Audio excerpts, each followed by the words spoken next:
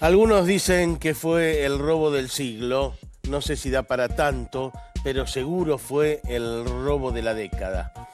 Enero de 2006, entraron a un banco, tomaron rehenes, más de 20 rehenes, estuvieron allí durante horas, la policía del lado de afuera, una cantidad de efectivos enorme que tenía todos rodeados, y cuando finalmente empiezan a ver que no contestaban desde adentro del banco, la policía entra y los ladrones ya no están. Un plan genial, pensado, y la duda es, ¿dónde está la plata? ¿Con qué plata financiaron semejante plan? Todas estas dudas, les presentamos el caso. Máxima tensión también se vive en San Isidro desde este mediodía. Toma de rehenes en la sucursal del Banco Río. Durante el mediodía del 13 de enero del 2006, 5 ladrones ingresaron a la sucursal 207 del Banco Río en Acasuso. Sin dudarlo, tomaron de rehenes a 23 personas durante toda la tarde, entre empleados y clientes. Pidieron Pix y gaseosas como refrigerio, mientras vaciaban 143 cajas de seguridad, llevándose alrededor de 19 millones de dólares entre efectivo y joyas. Esto es a consecuencia de que 4 delincuentes fuertemente armados ingresan al banco con intenciones de robo. Se acciona la alarma y rápidamente personal policial de las cuadrículas del lugar rodean el banco e impiden que estos delincuentes puedan darse a la fuga en ese momento. Se inicia una tanda de negociaciones que ustedes lo habrán observado y que nosotros no podíamos hablar por las cámaras. Se trató de un robo pensado minuciosamente. Durante 2 años prepararon el túnel subterráneo que utilizaron para acceder a 2 gomones y escapar navegando por el río, mientras el Grupo Halcón y 200 policías seguían esperándolos afuera del lugar. Fue el primer asalto de la historia criminal del país, en el que se conjugaron una suerte obra de ingeniería del delito en forma de boquete, con una toma de rehenes transmitida en vivo por televisión. Se resuelve rápidamente la incursión dentro de la entidad bancaria para rescatar a todos los rehenes, teniendo la completa seguridad de que ninguno de ellos pudiera llegar a salir herido. Cuando la policía finalmente se decidió a ingresar al banco, solo encontró a los rehenes sanos y salvos, junto a un mensaje burlón: en barrio de ricachones, sin armas ni rencores, es solo plata, no amores. La liberación. Ahí vemos una de ellas abrazada a un policía, como se retira, claramente afectada por el momento vivido, en medio de una crisis de nervia conducida por la policía. Un efectivo policial que ingresó, me dijo, se evaporaron. Con estos pintorescos condimentos, nacía el mito del llamado robo del siglo. Raúl Torre, doctor Raúl Torre, era un plan perfecto. A mí me gusta compararlo tú en este caso como si fuera una suerte de operación militar. A ver, tenemos por un lado el personal adecuado para realizar cada una de las labores que fueron necesarias. No solo el asalto a mano armada, sino no nos olvidemos que hay un acceso por debajo del banco. Número 2, la inteligencia. Conocer previamente que existía ya un túnel y que había que continuarlo y que eso iba a parar exactamente a la zona de la caja del banco. Número 3, la operación. Cómo debía hacerse, que fue compleja, requirió de preparar vehículos especiales, me refiero para navegación por los acueductos subterráneos. Exactamente. Número 4, la logística, conseguir todo esto, adecuar la embarcación para esa navegación, el motor, todos los medios. Y número 5, las finanzas, que es uno de los misterios de esto. Si nosotros tomamos personal, inteligencia, operaciones, logística y finanzas, tenemos una operación militar. Dicen que les costó $100.000, porque, por ejemplo, tuvieron que comprar material para excavar, con máquina, para excavar. Se excavó con máquina para hacer el túnel. Tuvieron que comprar material de medición para pegarle justo a donde estaba la embarcación. el motor fuera de borda, que tuvo que ser preparado levantando el espejo de la embarcación para que el motor de fuera de borda pudiera navegar, lo que se les complica en la salida por el excesivo peso, por la cantidad de cosas pesadas, me refiero a joyas, por ejemplo, que se habían incluido en la sustracción, ¿no? Ellos son geniales. Tiene un toque genial. Yo creo que ha sido un hecho planeado con mucha inteligencia. No vamos a hacer apología al delito tampoco, pero indudablemente requirió de mucha planificación, de un trabajo, ahora me refiero a inteligencia y en lo intelectual, no en la inteligencia de la indagación pero previa, hubo cosas que no pensaron. Alguna mujer despechada, todo eso mostró que tenían fallas. ¿O no? Bueno, parece mentira que un hecho con semejante grado de planificación y estructura caiga por un detalle tan trivial de alguna manera, ¿no? De todas maneras, dicen que ya medio los tenían localizados por temas telefónicos, pese a que cambiaban chips y cosas por el estilo. El estilo de ellos en realidad no era el asalto a mano armada, el estilo era el del boquete, el boquetero, ¿verdad? Luego tienen que introducir modificaciones a su plan original, claro, porque iba a ser entrar y salir por debajo del banco. Sí. El asalto, que es probablemente lo que habla de lo temerario del hecho, no estaba originalmente planificado. Vamos a ver la segunda parte de los elementos de este robo impresionante. Encandilados por lo que consideraron un golpe maestro, los delincuentes comenzaron a gastar parte del botín con total impunidad. Sin embargo, la fiesta culminó abruptamente cuando apareció en escena una mujer despechada. Se trata de Alicia Di Tulio, quien, producto de un desencanto sentimental con Rubén Alberto de la Torre, uno de los integrantes de la banda, decidió contar lo que sabía. Así, se abocó a entregarles información sensible a los investigadores. Ante semejante panorama, si bien en un primer momento los implicados negaron su participación en el robo, la investigación avanzó y recibieron su condena. Fui involucrado por los dichos de una ex mujer que tengo, que es Alicia Di Tulio, que me nombró como partícipe del hecho, pero en definitiva la finalidad de ella era que me detengan y poder apropiarse de algunos bienes. Y cuando lo detuvieron, ¿qué le encontraron a usted? A mí no me encontraron absolutamente nada. De acuerdo a lo que se fue desprendiendo de las investigaciones, dentro del banco, el singular Luis Mario Vitete Sellanes manejó a los secuaces y contó con un soporte logístico de otros dos miembros de la banda. Uno de ellos es Fernando Araujo, quien fue el ideólogo del Gran Golpe, quien fue detenido en San Juan. Cuando los indagaron eran 5. Cuando le bajaron la prisión preventiva eran 5. Cuando los elevaron a juicio eran 5. Ahora hay 4. Me está faltando uno. Ese puede o confesar, o puede ir a un careo, o puede presentar una nulidad, o algún testigo me puede llegar a servir para la defensa de mis pupilos. Rubén de la Torre, de 56 años. Fernando Araujo, de 41. Sebastián García Bolster, de 40 años, y Julián Salo Echeverría, de 51, llegan a juicio con tobillera electrónica y enfrentan una acusación con una condena de 3 a 10 años. Una vez condenados, los ladrones fueron logrando a través de diferentes presentaciones judiciales que se les redujeran sus penas. De esta manera, por ejemplo, Vitete Sellanes estuvo solo 4 años preso, tras los cuales la justicia argentina lo expulsó del país. Por consiguiente, logró quedar libre al volver a su Uruguay natal. Uno de los motivos por los que se le redujo la pena a los distintos miembros de la banda fue que se comprobó que las armas usadas en el robo, técnicamente, eran de juguete.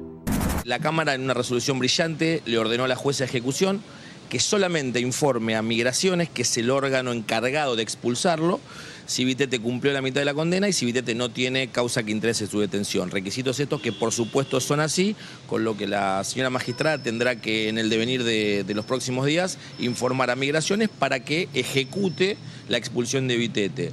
Por supuesto con la prohibición expresa de Vitete reingresar a la Argentina. Así se dieron las cosas en esta historia que un grupo de rufianes soñó con un golpe de película que los catapultara a vivir como reyes, sin ser descubiertos nunca, y estuvieron cerca de lograrlo. Un robo que se produjo hace más de 7 años, durante los que se fueron resolviendo algunos de sus enigmas, menos algunos fundamentales. Porque aún no se sabe qué pasó con la plata ni cuántos eran en realidad los miembros de la banda. Doctor Torre, se dice que el robo fue de 19 millones de dólares, se recuperaron unos 3 o 4, el 20%. ¿Dónde está la plata? Bueno, eso es lo que se dice, pero hay algunos que aventuran cifras mayores que oscilan entre los 30 y los 40 millones de dólares. Bueno, yo creo que es uno de los grandes misterios que rodea este caso. ¿Se la quedaron ellos? No lo sé, pero es probablemente uno de los grandes misterios. Han sido muy seguidos, si se me permite el término, para ver si se generaban algún tipo de gastos extraordinarios, más allá que los inmediatos a la comisión de hecho, que es normal en cualquier organización criminal. Por más que extreme medidas, el encontrarse con todo ese dinero siempre precipita alguna exhibición. Bueno, dice que el acuerdo era que no se utilizaba el dinero por un año. Pero sin embargo, en algunas cosas menores se utilizó, ¿verdad? ¿Y dónde está la plata? Hay algunos que nunca fueron detenidos. Por ejemplo, en el banco las imágenes demuestran que entraron 7 y sin embargo en el banquillo de los acusados solo había 5. Hay 2 que no se sabe quiénes son. Hasta hoy no se sabe Pareciera quiénes son. Que en el ingreso original después va a estar un analista que trabajó con el FBI sobre las imágenes aquí en el piso, pero pareciera que, por ejemplo, hay una mujer que ingresa con ellos, que tiene cierta libertad de movimiento y egresa luego del banco antes de que se disparen las alarmas. También hay una excesiva y minuciosa planificación en cuanto al desarrollo del hecho una vez que se ha tomado el banco. ¿Qué es lo que necesita esta gente? Ellos necesitan tiempo para vulnerar las cajas de seguridad. Claro. Para esto necesitan tener en su poder todo el edificio del banco y a los rehenes. Y también tienen que asegurarse de algún modo que la policía, que estaba preparada con sus grupos especiales para ingresar en cualquier momento, de hecho seguramente desarrollaron planes para abordar el lugar. Lo que sucede es que yo pienso que es muy difícil que entraran a ese banco después del antecedente de Villa Ramallo, donde entraron y hubo demasiados muertos, entre ellos funcionarios del banco. Sí, el gerente del banco, recuerdo. Sí. Está el fantasma de Ramallo, pero hubo otro factor muy interesante. Ellos le dejaron los teléfonos celulares a todos los rehenes y los incitaron a que llamaran a sus familias, para que de esta manera, detrás de los cordones policiales, de los diferentes cordones policiales, estaban las familias de los rehenes, presionando. Lo que genera una presión no solo para los funcionarios de seguridad, sino para los funcionarios judiciales que también estaban allí, ¿no? Vamos a recordar lo que fue Ramallo. 11 años atrás, durante aquel tórrido enero del 2006, en el que se produjo la toma de rehenes por el robo de la sucursal de Acasuso en el Banco Río, el personal policial bonaerense tenía presente que no podían dejar que ocurriera lo mismo que en el fatídico 17 de septiembre de 1999. Ese día se produjo la denominada masacre de Ramallo, cuando un grupo de delincuentes asaltó el Banco Nación de la ciudad e intentó escapar en un vehículo, utilizando como escudos humanos a 3 rehenes, las autoridades de la entidad. En ese momento, la estrategia policial fue jugarse a detener a toda costa a los delincuentes. De hecho, en 36 segundos y medio se hicieron cerca de 200 disparos sobre el coche en el que iban los ladrones, que recibió 48 impactos de bala. Como consecuencia de esta decisión, 2 de los rehenes, el gerente del banco, Carlos Chávez, y el contador, Carlos Santillán, murieron en el acto, al igual que el delincuente, Javier Hernández. Para completar el tétrico cuadro, la impactante secuencia fue transmitida en vivo por televisión. Mi hijo, tengo un hijo de Tradio, tiene HB, ¿no? Entonces a mí no me importa nada. Para mí, estar 1 hora preso es como estar 10 años. Yo me voy con la plata. Si yo me voy con la plata, va a morir mucha gente.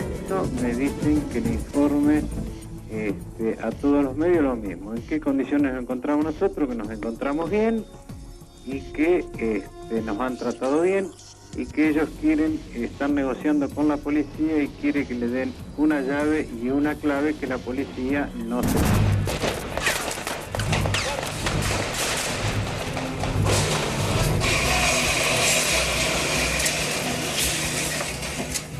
Por su parte, tanto la esposa del gerente Flora Lacabe como el malviviente Carlos Negro Martínez sufrieron heridas de bala de fusil FAL Encima, la única persona que salió ilesa del dramático episodio fue el asaltante Martín Saldaña, de 22 años, quien fue capturado y trasladado a la comisaría segunda de Villa Ramallo, donde horas más tarde apareció ahorcado, lo cual conformó un saldo tan escabroso como lamentable.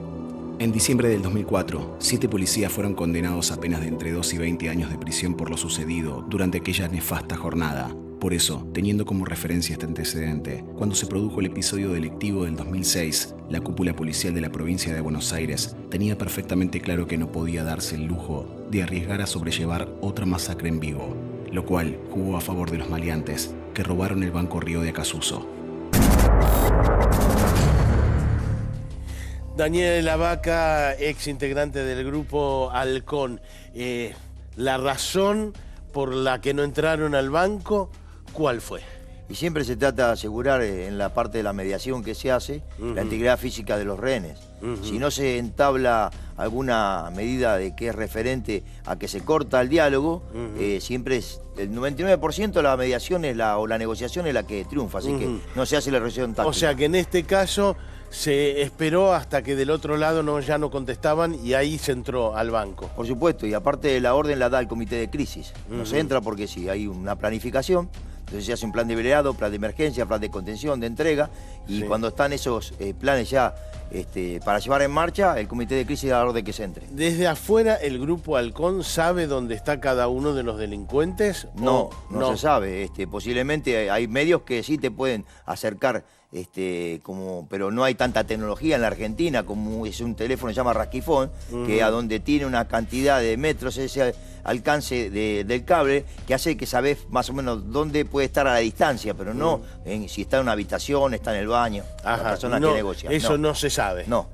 ¿Y la negociación es para que vayan entregando rehenes o la negociación es para que se entreguen ellos cuanto antes? La negociación, el primer objetivo es ganar tiempo, para que se hagan la planificación, como te estaba diciendo, que yo lo digo acá en un libro que he hecho y hablé sobre el caso de Ramallo. Ganar tiempo para planificar cómo se entra. Por supuesto, siempre que no se corra en peligro la vida de las personas. ¿Conviene delincuentes cansados o no conviene delincuentes? Sí, porque esto lleva un desgaste y eso ayuda a veces. ¿Para qué? Para que a mí no me dé la respuesta inmediata cuando yo tenga que resolver la operación táctica. Acordate, en la operación táctica hay fuerza, hay violencia, que nosotros lo decimos en los principios: sorpresa, rapidez, violencia de la acción. Ajá.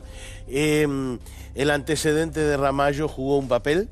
Sí, ayudó, que yo lo digo en el libro, para mí lo puse un antes y después para los grupos tácticos que no trabajábamos en conjunto, GEOFS, Halcón, le pongo, se llama muchas manos en un plato hace mucho garabato. Claro. Ahí empezamos nosotros. No había coordinación. No había coordinación porque no había trabajo. Si bien sabíamos hacer cada uno, pero indistinto. Ahí. Alguno empezó a tirar y después de eso tiraron todos los demás. Sí, eso se llama un efecto multiplicador. Ajá. Dieron la orden para que tiren los compañeros míos que estaban cerca de ahí, que le disparan las ruedas de uno de los oficiales y el resto empezó a disparar. ¿En algún momento estuvo la hipótesis de que tenían un túnel? No. ¿O no estuvo nunca? No se estuvo esa.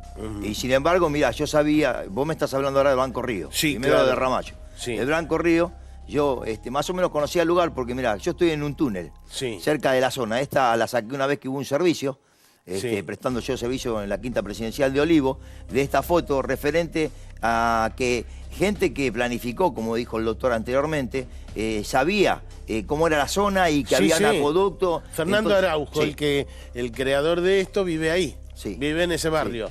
Y además de pibe, dicen que de pibe jugaba en las cloacas esas, en los túneles esos. Entonces ya fue pensando y pensando alrededor de la idea de entrar por abajo en base a esos caños enormes que hay ahí abajo. Para mí salió con éxito eso porque no hubo que levantar la vida de personas humanas. Entonces, no lamentar que eso es lo que uno trata de tener en cuenta. Por eso yo creo que después dijeron el cartel ese que pusieron, que pusieron un cartel, ¿no? Como una broma, algo de eso. Sí. Coincido casi el 100% de lo que dijo el doctor, de la planificación, de los elementos que utilizaron, del dinero que utilizó y ellos tienen medio. Y un poquito más, Vitete Sellanes, que era el que hablaba con el negociador, dice que su negociación fue un éxito. Sí, porque él leyó un libro. Resulta que hay un doctor que se llama Irimia, Néstor Irimia, sí, hizo un libro de todos los grupos tácticos y según él, en un comentario que lo escuché, dice que él lo leyó. Entonces sabía lo que iba a decir el negociador del Halcón. Ajá. Entonces lo hizo perder tiempo, Por supuesto. mientras sí, rompían las cajas y, digamos, terminaban de concretar el boquete. Y fue en efecto en contra, ¿no? Porque al saber más o menos qué es lo que yo tengo que decir o dialogar, que en el estudio que se hizo en ese libro fue reservado, no hubo mucha gente, no hay muchos... o sea, sabían cómo era la negociación, la demoraron todo lo posible y mientras tanto rompían cajas y escapaban. Le voy a hacer para que la gente entienda. Yo voy a hacer una comparación. Yo tengo que pelear mañana contra vos. Yo voy y miro una película donde estás peleando y yo sé los movimientos que vas a hacer. Entonces yo sé cómo defenderme o atacar. Esto pasa lo mismo. Esto es un juego de ajedrez, fue. Muchas gracias. No, de nada. Vitete Seyanes, el personaje, no fue el ideólogo, pero fue el personaje de esta historia. El 30 de agosto del 2013, tras cumplir solo una parte de su condena, el uruguayo Mario Vitete Seyanes consiguió recuperar la libertad y fue expulsado de la Argentina. En 2010, había sido condenado a 21 años y 6 meses de prisión por ser considerado uno de los cabecillas de aquel cinematográfico robo a la sucursal Acasuso del Banco Río. Yo estaba en Montevideo cuando se produjo el robo. Fíjense en la ejecución 3 de Acer López, en migraciones, es inocente. Es inocente. Sí, por supuesto. ¿Por qué lo detiene? Mientras estuvo tras las rejas, el histriónico Vitete compuso un tema musical en el que describe pormenores del cinematográfico robo. Buscaban el secreto honor de todo ladrón, el robo del siglo. Juraron, este será el golpe final, la pensión, el retiro. Dieron comienzo a la función, un enero de calor, un aburrido viernes. Entraron sin un solo disparo por la puerta del banco con chumbos de juguete. Una vez que fue deportado de Uruguay, bajo la figura del extrañamiento, que forma parte de un convenio con ese país, Vitete se mostró orgulloso de ser un ladrón. Sin ninguna intención de mantener un perfil bajo, ofreció polémicas declaraciones a distintos medios de nuestro país. Se cumplió la ley. Lamentablemente para usted salí yo. Por suerte, ¿sabe qué es lo que le duele a usted? No sé si a usted personalmente, pero a la gran mayoría de la sociedad, que un triste ladrón, con el apoyo de un inmejorable abogado, les hizo el totó a todo el Poder Judicial. ¿Por qué? Se la agarran con el triste ladrón, con el efecto. ¿Por qué no se la agarran con la causa? Con los legisladores, que son los que votan estas leyes. ¿Cuál era su rol en este asalto? Mi rol es negociador, por eso de ahí el mote que dice la prensa, el hombre del traje gris, porque estaba vestido con un traje gris y una capucha negra. Por eso acá, un colega que está sometido a varios procesos, todavía no es colega, pero está sometido a varios procesos. Cuando dice colega, ¿qué? ¿Joyero, ladrón? No, ladrón. Este es el perfil de un particular delincuente que fue identificado como uno de los máximos responsables del denominado robo del siglo, evento para el que se preparó estudiando teatro e incluso aprendió un libreto de memoria a fin de negociar con la policía de manera convincente.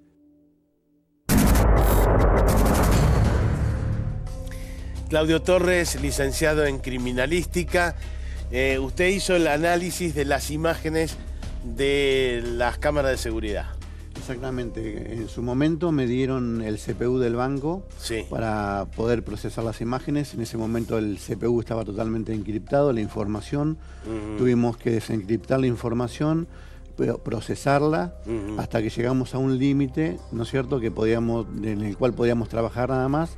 Y tuvimos que viajar al FBI, obviamente, al proceso. Es decir, que ustedes ahí tenemos en pantalla las imágenes, ustedes las trabajaron con el FBI Y aún así es difícil identificar gente. No, sí, logramos identificar, acá el primer trabajo que se hace acá es lograr identificar cuántas personas ingresaron al banco. Correcto. Inclusive la mujer, ¿no es cierto? Esta es la señora que ingresa. Para usted, la mujer hizo de campana. Era campana. Hizo de campana. Correcto. Y luego fueron ingresando las demás personas al banco, lo cual obviamente es lo que se ve por televisión. Correcto. Ahí tenemos, entran... además se maquillaron, ¿no es cierto? Se pusieron cosas.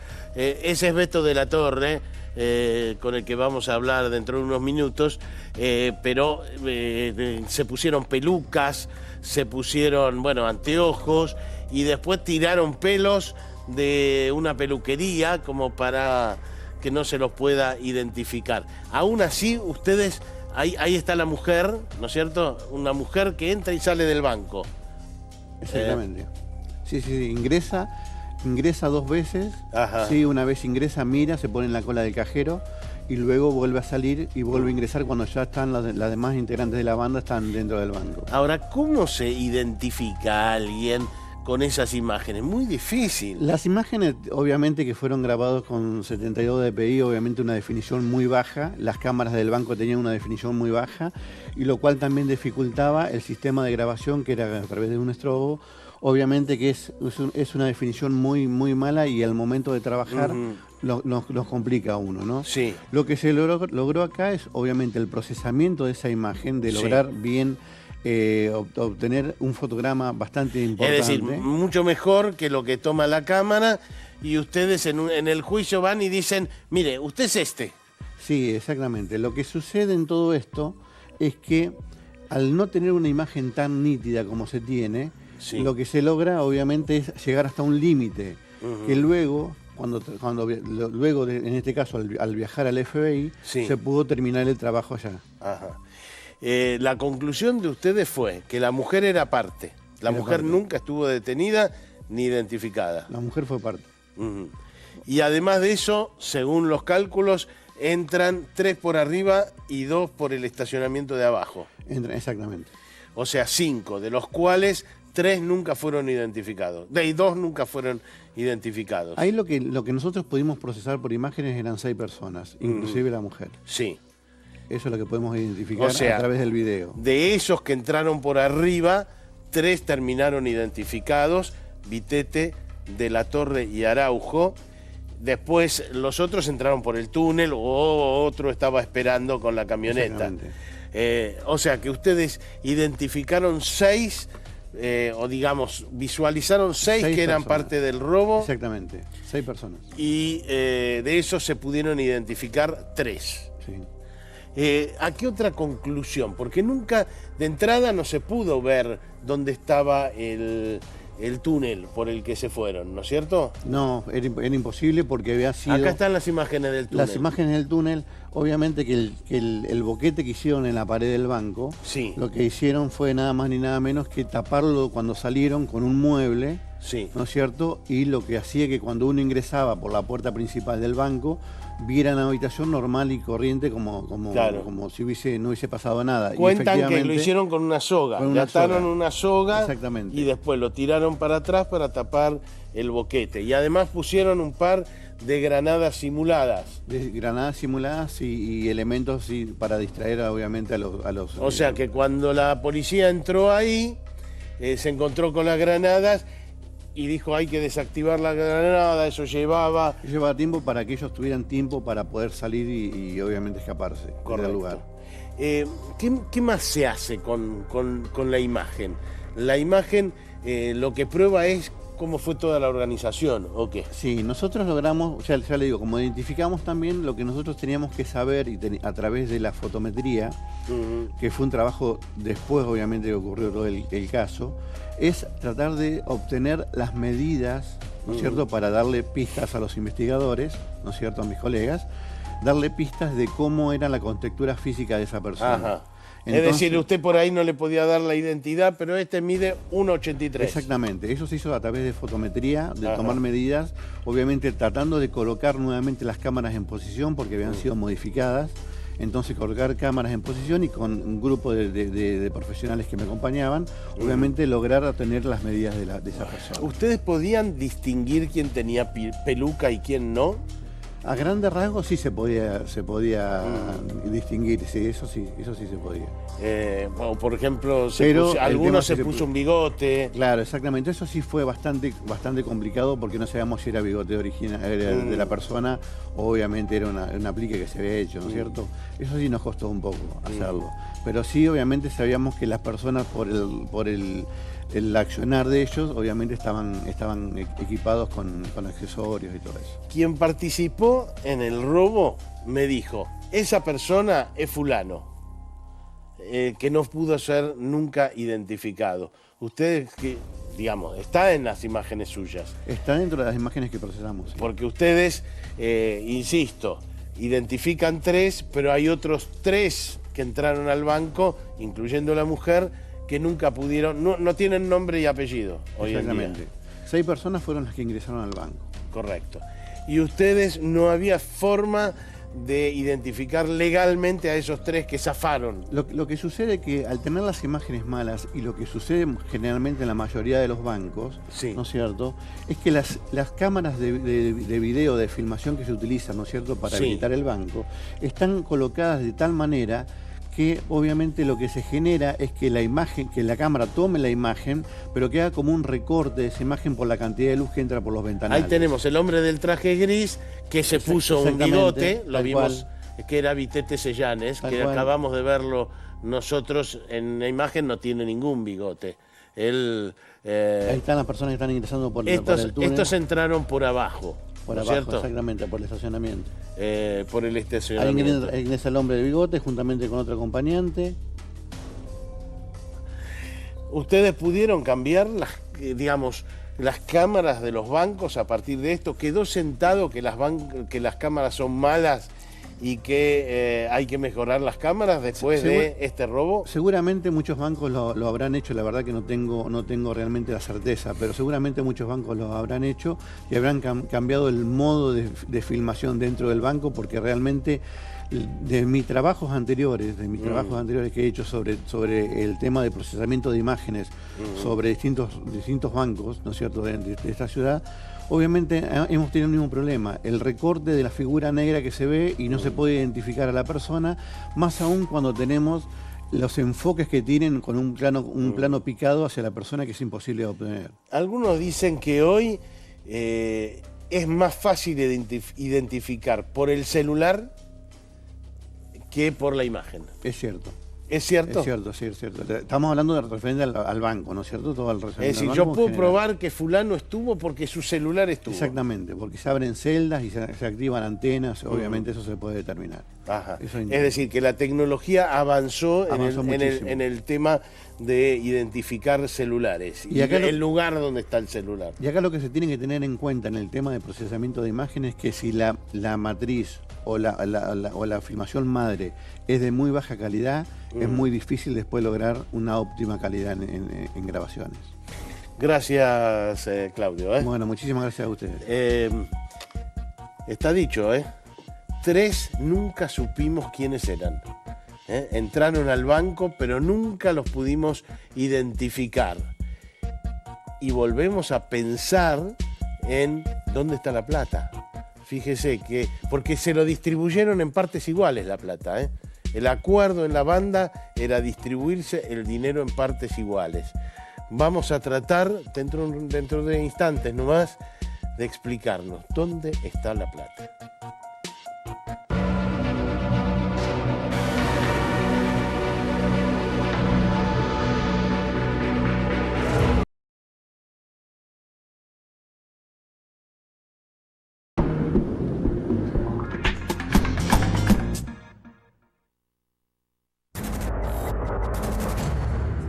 La verdad que Vitete está muy bien, yo lo que digo que es un paradigma de la resocialización, salió, todo el mundo apostaba a que iba a volver a reincidir y demás, y bueno, como todos, creo que los que lo siguen saben, se puso un taller de joyería, relojería, y fue papá hace poco de un nene que se llama Luciano, Y bueno, está baboso, está bien, está muy bien. Vitete es un tipo que no es un tipo materialista, que es un tipo que quien sabe le gusta en su alforja, como él dice, yo soy ladrón o yo me retiré siendo delincuente, trabajo de esto. Contar, digo, debe ser orgulloso para él contar, yo participé o yo cometí uno de los 5 robos más grandes de la historia. Entonces me parece que ese es Vitete, no es Vitete decir, sacar la plata y decir tengo 10 millones de dólares, 20 millones de dólares, no tengo nada. La teoría vitetiana, digamos, va por el lado de la personalidad, por el lado del ser, como bien vos dijiste, y es una excelente persona.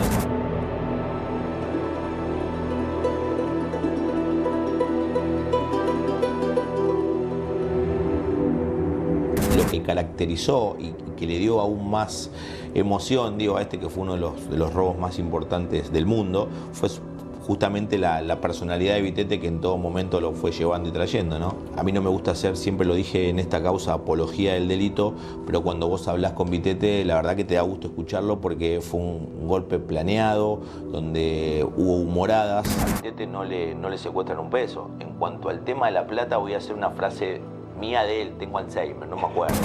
Seguramente alguien va a decir a la gente que le robaron la plata no le significó ninguna morada, pero en cuanto al hecho en sí fue algo que tampoco fue violento, ¿no? ¿Cómo te lo voy a metaforizar? Como la búsqueda del tesoro. Ellos iban dejando postas como para que la policía tarde más tiempo en llegar y preocuparse por desactivar esas postas que eran todas de utilería, para luego tratar de buscarlos a ellos o de buscar qué había pasado en el fondo, pero en verdad no hubo nada que sea compatible con armas, ni con granadas, ni con nada. Fue todo imaginación, pura imaginación.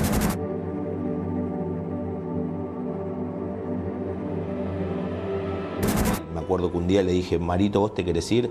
Me miró con una cara diciendo, ¿me estás cargando? Por supuesto que sí.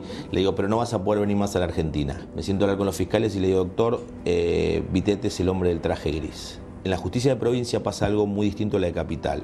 Firmar un juicio abreviado no significa reconocer tu participación o tu culpabilidad. Aceptás la pena que te imponen. No importa si vos fuiste o no, pero vos aceptás que te van a imponer una pena. En todas las expulsiones, en la ley de migraciones, vos no podés reingresar al país por el término de tu condena. Si vos estás condenado a 10, por 10 no podés venir. Vitete a perpetuidad, no puede venir nunca más. De hecho, yo técnicamente podía haber apelado esa resolución y seguir, pero me dijo, no tengo más ganas de ir a la Argentina. Yo en un momento pensé que me estaba mintiendo, digo, este me está mintiendo a mí. Pero gracias a Dios, no porque no venga, sino porque veo que está haciendo muy bien las cosas, no vino más. Su profesión, él hizo lo mejor que le puede hacer. A ver, un futbolista hizo el mejor gol salvando la distancia, ¿no? Pero él tiene interpretada que su profesión era esa, era delinquir. Y para él delinquir de la mejor manera porque jamás lastimó a nadie. Entonces, seguramente no se va a arrepentir de haber cometido el gol. Seguramente capaz que se arrepiente de otros hechos, pero no justamente ese que nos está convocando ahora y como en demás oportunidades.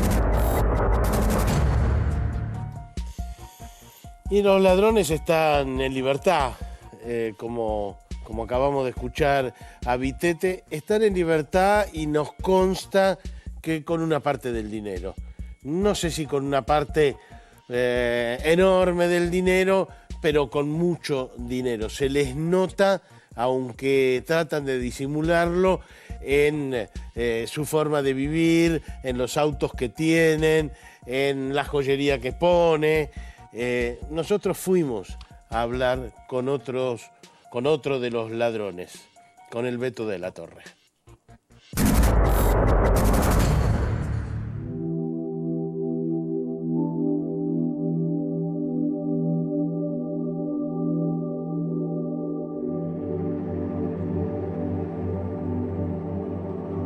Rubén de la Torre bajaba por aquí, al principio. Sí, al principio bajábamos por acá, sí. Las primeras incursiones las hicimos por esta parte. ¿Un grupo electrógeno bajaron? Y en principio sí, acomodamos los autos contra este paredón y bajamos las herramientas grandes, más pesadas, las bajamos por acá, sí. Y después ya entraban un poco más fácilmente caminando desde allí. Claro, después entramos como exploradores, con unas mochilas, acampamos un poquito ahí, comimos algo, como digo que no había ningún problema, ya empezamos a incursionar por este lado. ¿Y entonces entraban por el desagüe? Sí. ¿Cuántas cuadras? Y caminábamos 10 cuadras hasta Perú y Libertador, hasta justo la parte, digamos, de abajo del banco. Y ahí empezaron a construir el túnel. Cortamos, hicimos una ventana ahí, bueno, nos encontramos con la tierra y ahí empezamos a hacer digamos, ¿Un año y medio túnel. antes? Un año más o menos haciendo el túnel, sí. ¿Y a quién se le ocurrió? Y en principio se le ocurrió a un muchacho que es de la zona, fue... A Fernando Araujo. A Fernando Araujo, sí, fue el de la idea, él conoce de toda la zona. Empezamos a juntarnos los que estábamos así los que teníamos más acercamiento, más confianza y bueno, tratamos de llevarla a cabo. De hecho, la llevamos. Alrededor de Fernando Araujo se armó el grupo. Sí, yo me conocía con dos de las personas, con Vitete y con Fernando Araujo. Y el plan era el boquete, no era entrar por el banco. No, en principio el plan era justamente llegar a la pared del banco, hacer un boquete, entrar un día viernes, un fin de semana largo y hacer romper todas las cajas y llevarnos todo tranquilamente y que el lunes o martes cuando abriera el banco se encontraran con el derecho. Ese era el plan. Ese es el plan principal. ¿Y qué pasó? Y después falló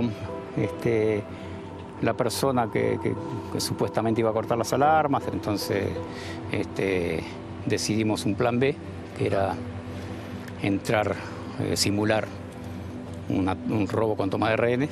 Ahora, yo viendo detalladamente la imagen, veo que entran más de los que terminaron presos. Sí, puede ser. Sí, Hay sí. un par que entran al banco y que nunca se supo quiénes son. Que nunca se supo quiénes son. ¿Es así? Sí, efectivamente. Mucha gente se pregunta, por supuesto, qué pasó con la plata.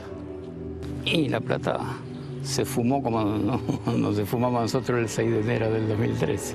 Ajá. Se fumó, se fue, quiere decir sí, que se gastó, se fue, se perdió. Se perdió en allanamientos. No, algo porque se guardó capaz y en algún momento Pero aparece. De 19 millones de dólares que decían, se secuestraron 4. Sí, 19 es lo que pasó el banco, en realidad no había 19. Había un poco menos. Había un poco menos. Había más. O menos, no sé. ¿A usted le echan la culpa de que el plan falló? Porque No, en realidad... usted de alguna manera se peleó con su ex esposa, su esposa en ese momento, y que el plan falló por eso. Yo en esa parte no me hago cargo porque si bien sí dio un empujón importante la de la denuncia de mi exmujer, pero había una investigación previa que, por ejemplo, investigaba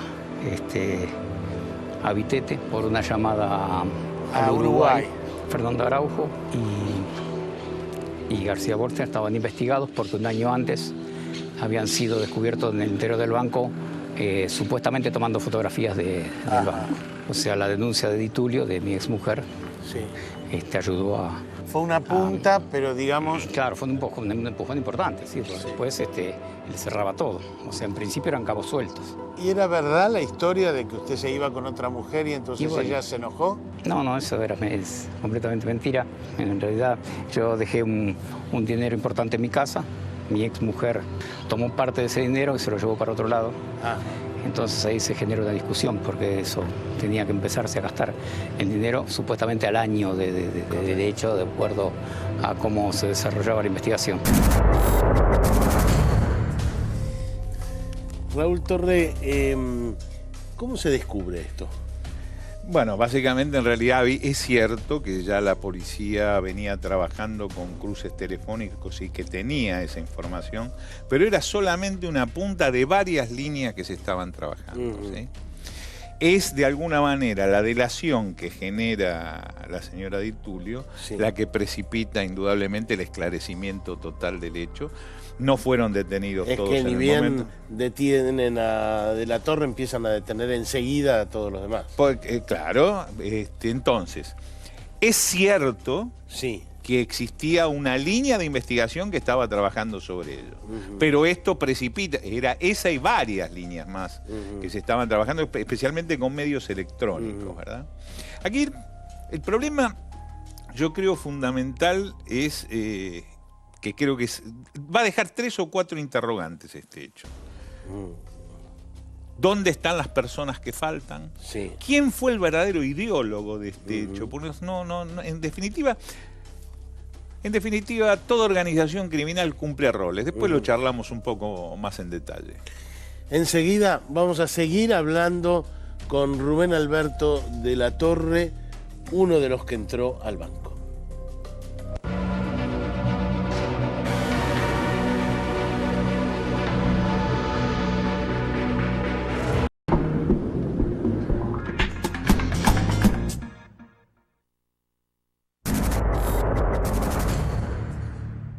Usted entró vestido de médico, con un delantal, y tenía una peluca. Una peluca, sí. ¿Eh? Sí. ¿Todo eso estaba pensado de antemano cómo iba a ir vestido cada uno o cada uno hizo lo que le parecía? No, sí. Estaba pensado de disfigurarse un poco para un futuro reconocimiento, como una persona que la mayoría teníamos antecedentes. Entran... el resto de las herramientas se empieza... Más o menos al mediodía... A las 12 del mediodía nos retiramos a las 3:30 de la tarde. Y a las 3:30 de la tarde. Claro. Digamos, con los rehenes no hubo ningún problema. No, los rehenes fue el momento de la situación de la incursión, que bueno, un poco se asustaron, pero después bueno, tratamos de tranquilizarlos, cerramos automáticamente la puerta, hicimos el simulacro de que íbamos a salir y automáticamente apareció la policía, el botón de pánico se lo saqué yo al custodio y lo apreté yo, así que para que venga la policía rápido, nosotros queríamos que se genere la situación de la toma de rehenes, por supuesto. Ustedes querían que la policía venga estuviera ahí, y que si haya... nosotros íbamos a salir a 10 cuadras de donde estaba el... Entonces eso nos iba a dar tiempo. Y empezaron a hablar con algún canal de televisión, todo eso. Automáticamente. ¿Estaba pensado de antemano? Denunciábamos, claro, sí, denunciar el hecho. Están robando en San Isidro, en el banco. Nosotros llamamos de adentro del banco con los teléfonos celulares que había por ahí. ¿Ustedes quisieron dar la impresión todo el tiempo de que se estaban por entregar también? Sí, por supuesto, sí, eso era para dilatar que no entrara, claro. Ya nos estamos por entregar. Y cuando estaba, claro, cuando la situación se ponía muy pesada, ya largábamos un rehén, entonces eso descomprimía y volvíamos a hacer ese trabajo. O sea, y al final piden una pizza como para decir, después de la pizza nos vamos. Sí, nos entregamos, inclusive a los que estaban ahí como... que quedara la gente que quedó retenida ahí, le decíamos que no, nosotros nos vamos a entregar, vamos a comer algo, ya nos van a cagar a palo, con todo, sí, decíamos creer todo eso. Generamos toda esa situación y la gente estaba tranquila, porque de hecho podían fumar, le dimos los teléfonos para que hablen con su familia. ¿Ustedes tenían en la cabeza que la policía no iba a irrumpir porque estaba el antecedente de Ramallo? Especulamos bastante con el antecedente de Ramallo, pero no podíamos saber. En Ramallo murieron el gerente del banco, sí. murió algún rehén. Ustedes dijeron... Que no pase lo de Ramallo, nosotros nos vamos a entregar, está todo bien, pero que no vaya, fíjate. Y bueno, o sea, con ustedes eso tenían eso en la cabeza. Sí. Y después es cierto que tiraron pelo de una peluquería como para... Desparramamos todo porque por ahí, por el cabello, no sé. Es decir, para que no los pudieran identificar, había pelo de... Todo ADN de todo. 150 personas. Claro, exactamente. Sí, todo. Trata de borrar todos los rastros posibles. Y salimos en principio a un desagüe de menor afluencia de agua, no sé, un desagüe más corto, más chico, que daba como a 3 metros de altura. Por ese desagüe caminamos 3 cuadras, pues, digamos, siempre por abajo de la calle, y salimos a una alcantarilla en la calle Libertad y 3 Sargentos también. Y tenía una camioneta arriba con un agujero cortado. Abajo. Le avisamos a la persona que estaba en la camioneta, arrimó la camioneta, arrimó la tapa y bueno, y de ahí empezamos a sacarlo todo el dinero. ¿Y de ahí a dónde fueron? Y de ahí fuimos a una casa que estaba en ese momento abandonada. Nosotros la tomamos como un año antes. Nos metimos nosotros, pusimos un televisor y bueno, simulamos como que estaba. Nadie preguntó más nada, así que nosotros entramos y salimos de esa casa como... ¿Y repartieron el botín ahí? Y lo repartimos en esa casa. ¿Ahí? Sí. ¿Y estaba muy claro cómo se iba a distribuir el dinero? Sí. ¿Sí? Sí, en partes iguales. En partes iguales. Claro, como corresponde, sí. ¿Cuánto lugar ocupaba todo eso? En una habitación. ¿Está arrepentido? ¿De qué? ¿De haber hecho el robo? Ahora ya pasó toda la tormenta, ya está. Y es como que de hecho, en el arrepentimiento está de que no vuelvo a robar ni vuelvo a meterme en este tipo de cosas. O sea, estoy tranquilo, estoy apartado del delito. Apartado del delito porque con la plata que hicieron, ¿ya está? Y yo creo que algo de eso hay, el hecho de que no se haya recuperado el dinero, por eso hablamos de que existían grandes misterios. Primero, los autores que faltan, que indudablemente son varios. Ajá. Porque estamos hablando de nuestro programa, se llama Crimen y Misterio, ¿verdad? Sí. Bueno, entonces estamos hablando de cuáles son los misterios que quedan en este hecho. Primero, los autores que no han sido identificados. Los que vimos en las imágenes y que no sabemos quiénes son. Luego yo voy a mensurar el dinero que falta, a ver cuánto fue efectivamente el dinero que se sustrajo del banco. Sí, no lo vamos a saber nunca. Nunca, porque todos sabemos que hay dinero que muchas veces es negro y no se blanquea, ¿verdad? ¿Alguien del banco los ayudó? Hay un dato que a mí me llamó siempre la atención, voy a ser breve en mérito a la hora, y es el aparato, el power que ellos fabrican para la apertura de las cajas de seguridad. Sí. Tan es así que no pueden abrir una caja de seguridad que está en un récord y que tenía, creo que como 12 millones de euros, que era de la venta de una propiedad. Para fabricar ese aparato, debían conocer previamente cómo era el sector de cajas del banco. Ese es otro dato más que tampoco quedó totalmente esclarecido. Y para usted, doctor Torre, hay un ideólogo que nunca agarraron. Yo creo que hay una mente por encima, una mente brillante, que está por encima de todos los demás. Ellos dicen que la mente brillante es la de Fernando Araujo. Es lo que dicen.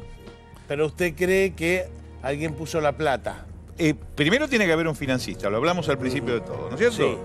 Sí. La operación, la inteligencia, el personal, falta las finanzas. Sí. Y que fue mucho dinero. La aparatología, los vehículos. $100.000 dicen ellos que utilizaron para... Y un año de trabajo. Sí, un año de trabajo. Nos está faltando esa persona también. Dicen que Araujo vendió un auto y que con eso pagaron... Pero no hay... No, acá hay mucho más de la venta de un auto, muchísimo más. Muchísima más inversión. Además, ellos no se dedicaron a otra cosa que a este... No trabajaron, se dedicaron específicamente a la preparación, a la logística de este hecho. No, yo creo que más. El misterio continúa, el dinero no terminó de aparecer desde ya, y hay muchos de los protagonistas de esta historia, varios, no menos de 5 o 6, que nunca estuvieron presos. No sabemos quiénes son y lo más probable es que no lo sepamos nunca. Gracias.